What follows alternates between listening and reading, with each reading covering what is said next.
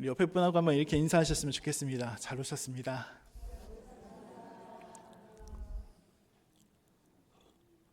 한 번 더 인사하실까요? 사랑합니다.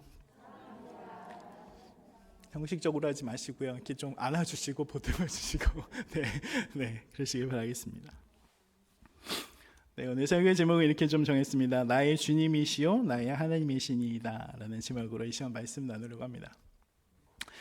제가 예전에 교회에 있을 때, 전에 있었던 교회에 있을 때 주중에 한 정장을 너무나도 멋있게 차려입은 분이 한 분 오셨어요.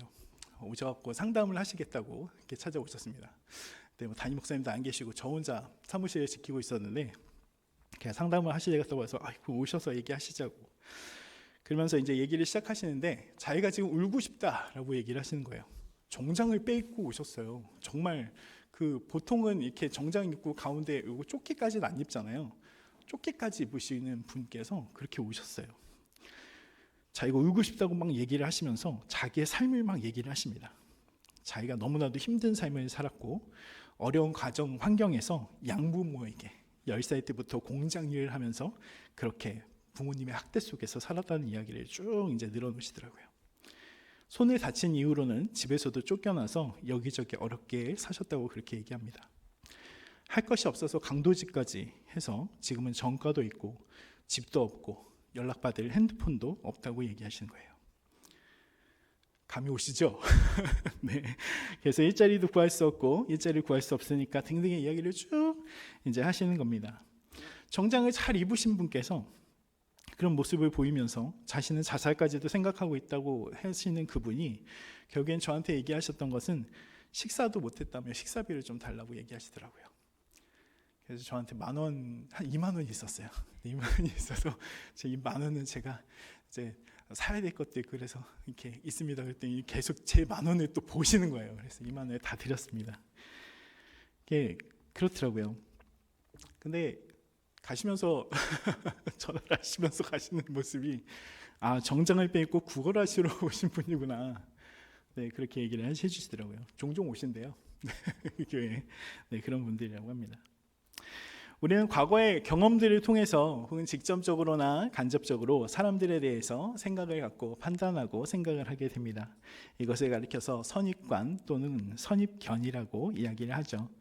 우리는 이렇게나 저렇게나 이 선입관을 갖고 살아가는 것 같습니다.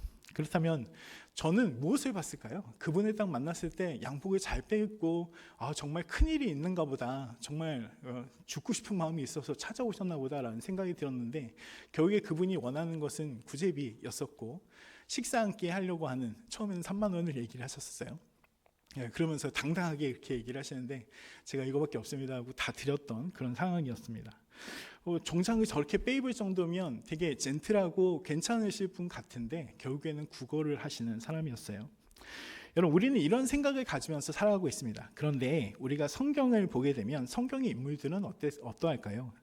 오늘 등장하는 도마라는 인물 알고 계시죠? 이 도마를 가리켜서 우리는 의심 많은 제자 도마이다라고 그렇게 이야기하기도 합니다. 그렇습니다. 이 의심 많은 제자 도마, 오늘 말씀을 보게 되면요, 이 제자 도마를 의심 많은 사람이다라고 알리는데 큰 공헌을 한 부분이 바로 오늘 같이 읽었던 이 말씀입니다. 고난주간이 끝나가고 이 금요 예배에 많은 기도 제목을 가지고 오신 여러분과 함께 오늘은 이 예수님의 제자인 도마에 대해서 함께 나눠보려고 합니다. 의심 많았던 도마, 그토록 예수님의 손과 발의 못자국을 보기 원했던 도마, 그의 모습을 통해서 우리의 신앙 한번 되돌아보시고 은혜 받으시고 함께 귀하게 기도하시는 귀하고 복된 시간 되시길 바라겠습니다. 자, 오늘 본문의 도마가 누구인지 그러면 한번 알아볼게요. 자, 예수님의 12 제자 중에 한 사람이었던 이 도마는요, 갈릴리 어부 출신으로 우리는 알고 있습니다. 24절의 말씀을 보니까 이 사람의 다른 이름이 또 등장해요. 24절 한번 볼까요? 네, 올라가서 같이 24절 같이 읽겠습니다. 시작.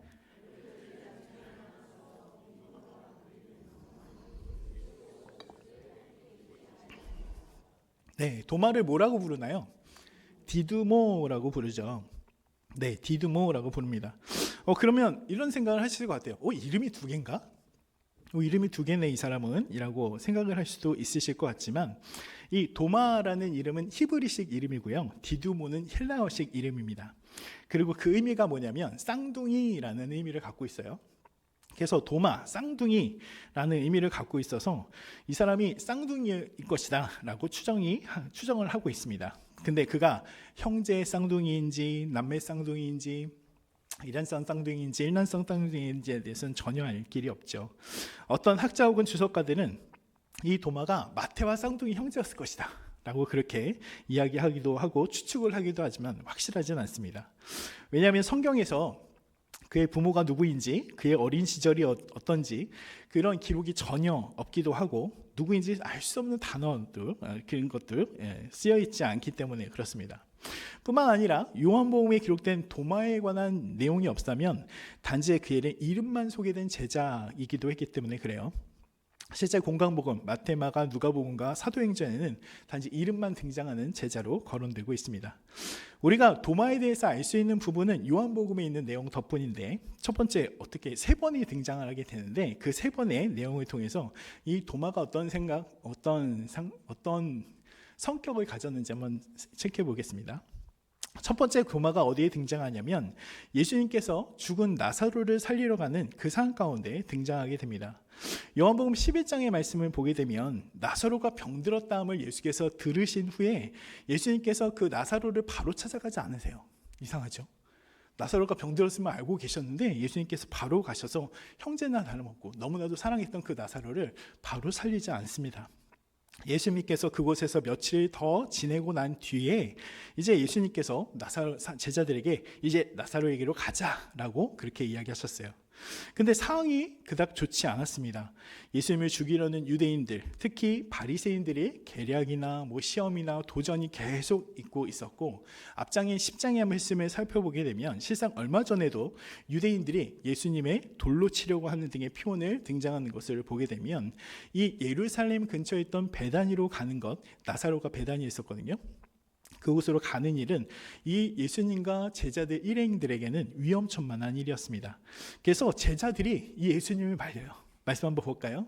11장 7절에서 8절까지 말씀 같이 읽겠습니다. 시작. 그 후에 제자들에게 이르시되 유대로 다시 가자 하시니 제자들이 말하되 라피여 지금도 유대인들이 돌로 치려 하는데 또 그리러 가시라 하나이까. 제자들이 말리는 거예요. 예수님이 자 이제 나사로한테 한번 가보자 라고 얘기했더니 제자들이 말리는 겁니다. 예수님 지금 유대인들이 지금 예수님 잡아서 지금 죽이려고 하는데 어디를 그렇게 가시려고 합니까? 물론 메시아로 오실 예수님이셨죠. 근데 유대인들이 모두 힘을 합쳐서 예수님을 죽이려고 하는데, 자 그랬습니다. 지금 가야 되겠습니다 라고 말할 수 있는 사람 그렇게 많지 않죠. 그런데 다른 제자들과는 달리 도마는 나서서 뭐라고 말하면요, 11장 16절 말씀에 우리도 주와 함께 죽으러 가자 라고 말씀합니다. 한번 볼게요. 14절부터 16절까지 말씀 같이 읽겠습니다. 시작. 이에 예수께서 밝히 이르시되 내가 거기에 있지 아니한 것을 너희를 위하여 기뻐하노니 이는 너희로 믿게 하려 함이라. 그러나 그에게로 가자 하시니 디드모라고도 하는 도마가 다른 제자들에게 말하되 우리도 주와 함께 죽으러 가자 하니라. 이곳에 등장해요. 제자들이 다 뜯어 말리는데 이 도마가 등장해서 자 우리도 예수님과 함께 죽으러 갑시다 라고 그렇게 얘기한다는 거예요. 근데 이 글을 보고 여러분 어떤 생각이 드시나요? 어떤 생각이 드시나요? 아무 생각이요. 네, 그렇습니다. 글을 읽는다는 것이요, 사람의 감정이나 정서, 지식과 이해 수준에 따라서 천차만별로 달라지죠. 한 9년 전이었던 것 같은데 한 담임 목사님께서 원로 목사님에게 이런 생신 축하 문자를 보냈답니다. 혹시 아세요? 네, 담임 목사님께서 원로 목사님께 생신 축하 문자를 보내는데 이렇게 보내셨대요. 생신 축하해요. 생신 축하해요 라고 이렇게 보내셨답니다. 이상하지 않습니까? 이상하다고 여겨지지 않으시면 조금 이렇게 보내셨대요. 그래갖고 되게 이슈가 돼가지고 어떻게 담임 목사님이 원로 목사님한테 이렇게 보낼 수가 있냐, 목사님 아니시죠? 목사님은 절대 그러진 않으시는 분이 좀 있습니다. 그렇게 보내셨다고 합니다. 그래서 그렇습니다. 오늘 말씀을 보게 되면 이게 2000년 전에 기록된 문서죠. 우리나라 문화권이 아닌 그리스래요. 이스라엘은 근동 외국 지역 타 지역에서 왜냐하면 이 글로서는 그 느껴지는 뉘앙스, 글을 읽는 이 뉘앙스가 글을 읽는 사람의 감정 상태나 문화적인 배경이나 글쓴이의 의도와는 다르게 저자의 의도와는 다르게 읽혀질 수 있기 때문에 그렇습니다. 그래서 오늘 도마의 말, 우리도 주와 함께 죽으러 가자라고 하는 것을 몇 가지로 해석할 수가 있어요. 첫 번째는 무엇이냐면 용기가 있는 이 도마의 언행이었다고 볼 수가 있습니다. 만약 예수께서 신변의 위험에도 불구하고 유대 땅으로 건너가시려 이렇게 하자 스승과 함께 생사고락을 함께 하겠다라고 하는 비장한 결의로서 이 도마가 이야기했다라고 볼 수 있다는 거예요. 그렇다면 도마는 어떤 사람일까요? 의협심이 정말 강하죠. 스승이 간다는데 제자인 우리가 같이 따라가야지. 너네 무슨 얘기하는 거야? 예수님이 가신다잖아. 그렇게 같이 가야지라고 의협심이 강한 사람으로 비춰질 수 있습니다. 하지만 다른 제자들과 마찬가지로 도마도 당시의 어려운 상황을 제대로 파악하고 있었다면 유대 땅으로 들어간다는 것이 얼마나 위험한 것인지를 알고 있는 상황에서 제자들의 만류에도 불구하고 스승님이 자 가자라는 말에 이렇게 얘기했다는 것은 반대로 죽으러 가자는 말이 자포자기한 의미에서 혹은 비꼬는 투의 마음으로 이해될 수 있기 때문에 그렇습니다. 우리 그런 얘기 많이 하시잖아요. 아유 그래 어디 죽기밖에 더 하겠어. 그런 의미에서 이렇게 얘기했을 수도 있다는 거예요. 근데 오늘 20장의 말씀을 보게 되면요, 오늘 20장 읽은 말씀 기억하시나요? 기억하시죠? 예수님께서 내가 그 확인하지 않으면, 내가 보지 않으면 믿지 않겠습니다 라고 하는, 보여지는 것, 보지 않으면 믿지 못하는 성격이다 라고 한다는 것을 생각해 보면 의협심보다는 자포자기한 감정 같지는 않을까라는 것을 생각해 볼 수 있다는 사실입니다. 어쩌면 그럴 수도 있을 것 같아요. 그래, 내가 지금까지 봤던 예수님이라면 한번 가볼 수 있을 것 같아. 그런 마음도 가질 수 있었겠지만 이 말이 의협심이나 그런 것보다는 조금 더 소심하게 그래, 죽기밖에 더 하겠어. 이제 죽으러 가자라고 하는 그 이야기로 해석될 수도 있다는 사실입니다. 두 번째로 도마가 등장하는 장면은 어디냐면 유월절 전날 밤에 예수님께서 제자들을 불러놓고 만찬을 하시죠. 마지막 최후의 만찬을 하시고 제자들에게 많은 위로의 말씀을 해주시고 계십니다. 근데 예수님께 질문했던 가운데서 이 도마의 이야기가 등장해요. 요한복음 14장 1절에서 4절 말씀인데 같이 한번 읽도록 하겠습니다. 같이 읽겠습니다. 너희는 마음에 근심하지 말라. 네, 4절까지요.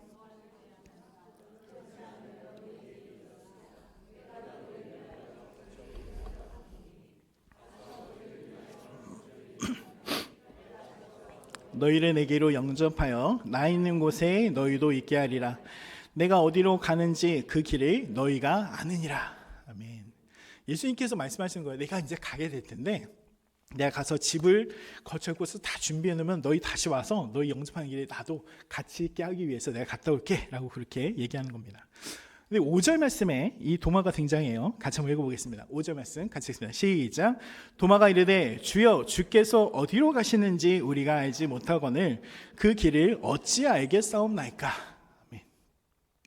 여러분 도마가 이렇게 얘기하는 거예요. 예수님께서 자 갔다 올 테니까 내가 집을 다 만들어 놓고 다시 영접하여서 너희도 있게 할 테니까 자 여기 좀 있어라 그랬더니 도마가 내가 주님께서 어디로 가시는지 우리가 알지 못하는데 그 길을 어떻게 알겠습니까? 라고 얘기하는 거예요. 도마도 사실 그 제자들과 마찬가지로 세상 왕국을 꿈꾸고 있었습니다. 그래서 예수님께서는 하나님의 나라가 시작되는 그 예수님의 죽음으로부터 시작되는 구원의 하나님의 나라를 이야기하고 있었지만 제자들은 그렇게 보지 않았어요. 하나님의 나라 구원으로 인한 하나님의 나라가 아니라 실제적인 나라. 그러니까 이스라엘 백성이 지금 로마의 압제에 있었잖아요. 그 압제를 뚫어갈 수 있는 분이 메시아 예수님이시다라고 여겼던 사람들이 그 제자들이었습니다. 그래서 이 제자들과 마찬가지로 도마도 그런 것을 꿈꾸고 있었어요.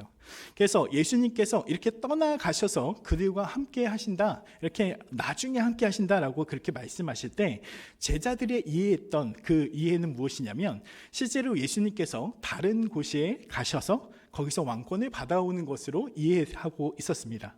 왜냐하면 역사적 사실이 하나가 있기 때문에 그래요. 여러분 헤롯 대왕 잘 아시죠? 예수님을 죽음으로 몰 수 있었던 그 헤롯 대왕이 바로 그렇게 해서 로마에 가서 왕권을 쌓았던 사람이 바로 이 사람이었습니다. 이 사람은 다윗 왕의 후손도 아니었고 이둠의 사람으로서요. 이 헤롯의 조상이 어떤 사람들이냐면 이 신약과 구약의 중간기가 있죠. 중간기가 있어서 저희 잘 모르시는 하스몬 왕조라는 시절이 있는데, 하스몬 왕조가 거기서 하고 있을 때 유대교를 강제로 개종된 민족이 이 헤롯의 조상들, 이둠의 사람들이었어요. 그래서 정통 유대인들은 이 사람들을 반쪽 유대인 혹은 이방인 취급을 했습니다. 그래서 이 헤롯 대왕이요, 성전을 건축하는 데 너무나도 집착해서 강행을 했어요. 이 말씀, 스가랴서 말씀을 보게 되면 알게 되는데, 스가랴서 말씀 좀 띄워주시겠어요? 네, 같이 읽겠습니다. 시작. 말하여 이르기를 만군의 여호와께서 이같이 말씀하시되, 보라, 싹이라 이름하는 사람이 자기 곳에서 돋아나 여호와의 전을 건축하리라. 네. 헤롯 대왕이 이거에 꽂힌 거예요. 여호와의 전을 건축한 사람이 누구라고요? 메시아예요. 하나님께서 보내주신 그 메시아가 바로 나다. 내가 누구예요? 헤롯 대왕. 지금 이스라엘의 그 제3성전이라고 그러잖아요. 그 성전을 완성할 사람이 바로 나. 내가 메시아 그것에 되기 위해서 이것에 집중해서 성전 건축을 강행했습니다. 그러니까 이런 역사적 사실이 있었기 때문에 이 제자들이 예수님께서 14장 요한복음 14장 가운데 얘기하실 때 내가 갔다 오는 그런 이야기를 하셨을 때 이 제자들은 이 헤롯 대왕을 떠올리며 이야기하며 이해를 했던 것 같아요. 그래서 다시 본문으로 돌아와서 도마가 뭐라고 얘기하죠? 뭐라고 질문하죠? 우리는 주님이 어디로 가는지 알지 못합니다. 우리가 어찌 그 길을 알 수 있겠습니까? 라고 고백을 합니다. 그렇게 물어봅니다. 근데 사실 이 도마가 질문하기 전에 이 똑같은 질문을 한 번 더 해요. 요한복음 13장의 말씀을 보게 되면 베드로가 이렇게 질문합니다. 13장 36절. 네, 같이 한번 읽어볼까요? 같이 읽겠습니다. 시작. 시몬 베드로가 이르되 주여 어디로 가시나이까? 예수께서 대답하시되 내가 가는 곳은 내가 지금은 따라올 수 없으나 후에는 따라오리라. 아멘. 예수님께서 했던 이야기가 있어요. 베드로가 먼저 선수처럼 물어본 거예요. 예수님 어디로 가십니까? 도대체 어디를 가신다고 그러시는 거예요? 라고 이렇게 물으니까 예수님께서 너는 지금 따라올 수 없어. 그랬더니 이제 이 다음 구절이 그거죠. 베드로가 제가 목숨을 버려서라도 예수님을 따르겠습니다 라고 얘기했더니 예수님께서 이제 얘기하십니다. 내가 오늘 밤에 나를 3번 부인하리라. 네, 그 이야기가 바로 이 말씀이에요. 이 말씀을 듣고 베드로는 더 이상 질문을 하지 않는 상황에서 이 도마가 다시 되질문 질문이 바로 이 질문입니다. 근데 이 점에서 볼 때 이 도마가 예수님께서 가르쳐 주었던 것을 잘 믿지 못한 사람은 아니었을까라는 생각이 들죠. 옆에서 제자가 묻고 있는데 그 잘 못 들은 거 아닐까라는 생각이 들기도 합니다. 아니면 이도 저도 아니면 자신이 이해될 때까지 끝까지 파려고 하는 사람이 아니었을까라는 것을 생각해 봅니다. 내가 이해를 못했어요. 예수님께서 어디로 가실지 좀 알고 싶어요. 그러니까 끝까지 예수님을 조용하면서 계속 이렇게 물어보는 사람이죠. 6절에 이르면 예수님께서 이렇게 얘기하십니다. 요한복음 14장 6절 말씀인데 같이 한번 읽어보겠습니다. 같이 읽겠습니다. 시작.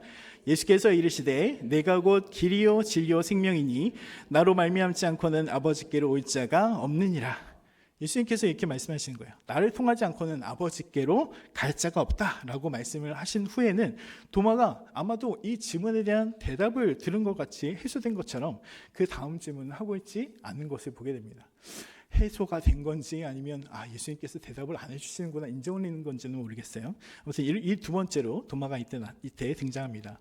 그리고 마지막으로 등장하는 것이 어디냐면 바로 오늘 말씀입니다. 바로 의심하는 도마로 우리에게 잘 알려진 결정적인 사건의 이야기죠. 근데 이 사건은요, 십자가 사건 뒤에 예수님의 부활 사건 이후에 발생한 사건이죠.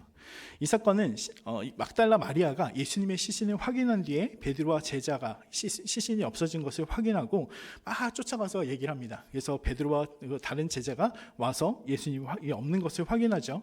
그리고 제자들은 돌아가고 막달라 마리아가 그곳에서 예수님을 만납니다. 예수님을 만나서 내가 살아있음을 제자들에게 알려주었어요. 근데 그때 예수님의 부활을 알게 됐던 제자들이지만 아직도 유대인이 무서워서 두려워서 모인 곳에 문을 닫았다라고 성경은 말씀합니다. 예수님께서 부활은 했지만 지금 제자들과 함께하고 있지는 않은 상황이기 때문에 제자들은 어쩌면 더 두려운 상황이었을 거예요. 이렇게 제자들이 두려워 떨고 있을 때 두려워서 문조차도 열지 못했을 그때에 부활하신 예수님께서 제자들에게 나타나셔서 이들을 위로해 주십니다. 놀랍지 않으신가요? 예수님께서 뿅 하고 나타나셔서 제자들에게 이제 내가 살아났음을 보여주시고 그들을 위로해 주시죠. 근데 어떻게 된 일인지 그 자리에 도마는 없었어요. 나중에 그가 다시 제자들에게 왔을 때 이 이야기를 들었죠. 예수님께서 부활하셔서 이 나머지 사람들에게 다 나타나셨다라고 하는 사실을 듣게 됩니다. 그때 이 도마가 이렇게 얘기해요. 25절 말씀, 20장 25절 말씀 같이 읽겠습니다. 시작.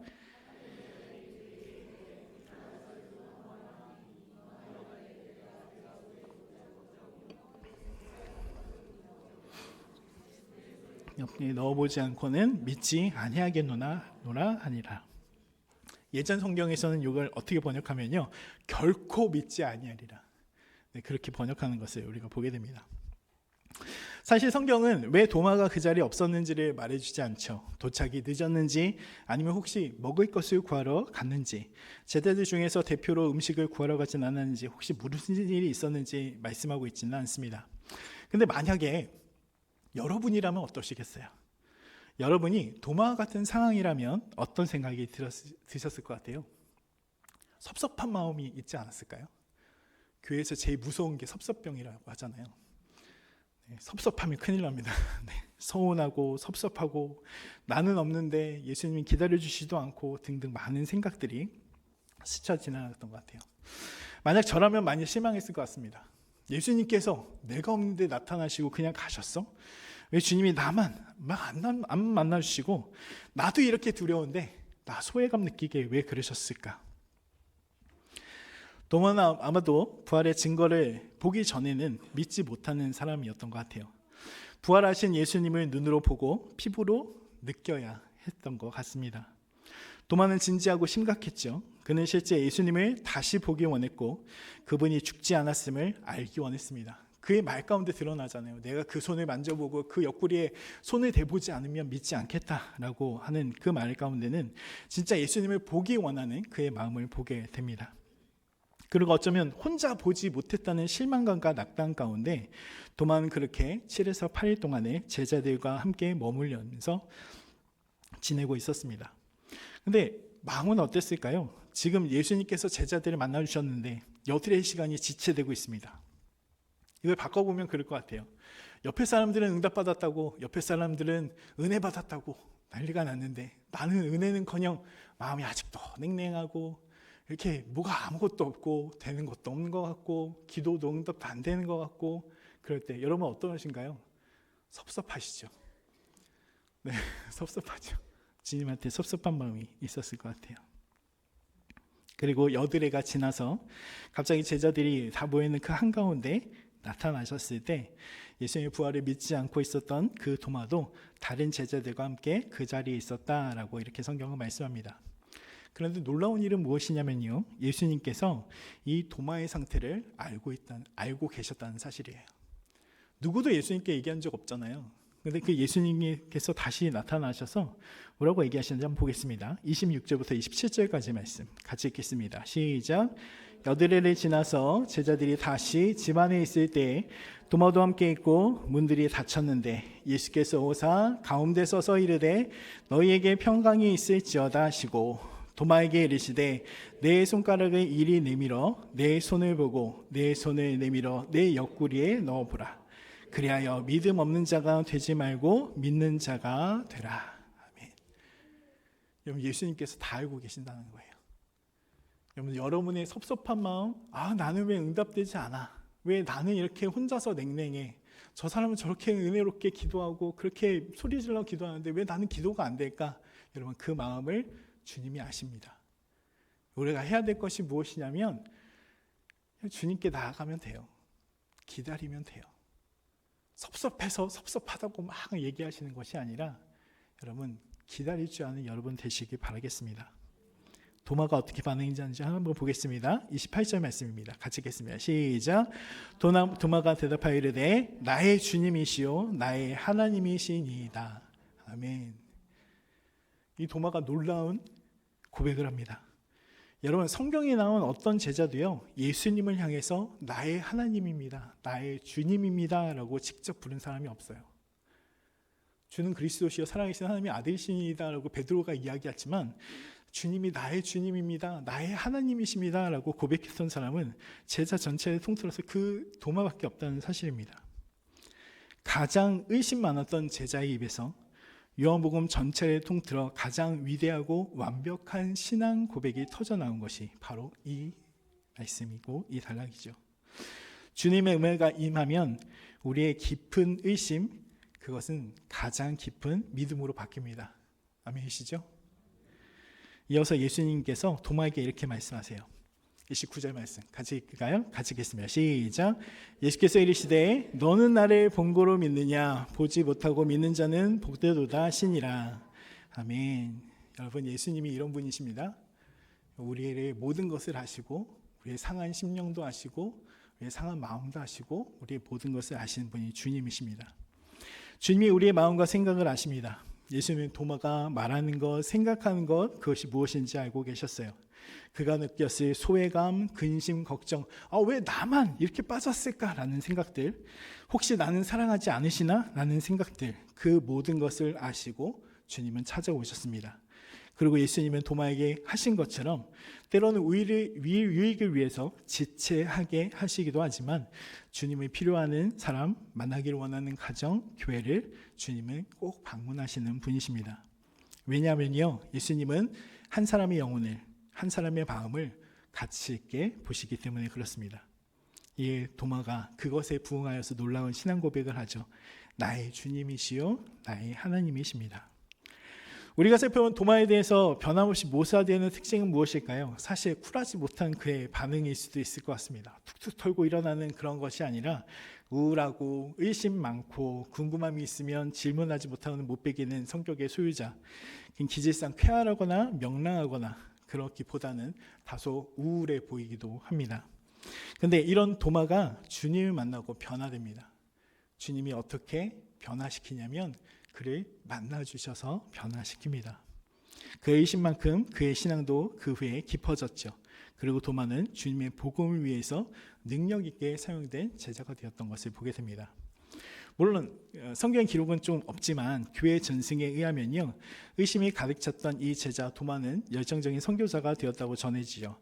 그는 바벨론과 페르시아, 이란에 교회를 설립했고 인도에도 교회를 세우고 복음을 전하다 순교한 것으로 전해집니다.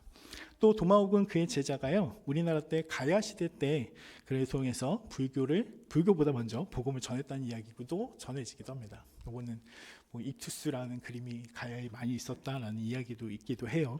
이건 좀 네, 나중에 얘기긴 하지만 예수님께서는 못자국과 창자국을 보고서야 주님의 부활을 믿는 이 도마를 향해서 뭐라고 얘기하시냐면요, 보고 믿는 믿음도 좋으나 보지 않고 있는 믿음이 더 복되다라고 말씀합니다.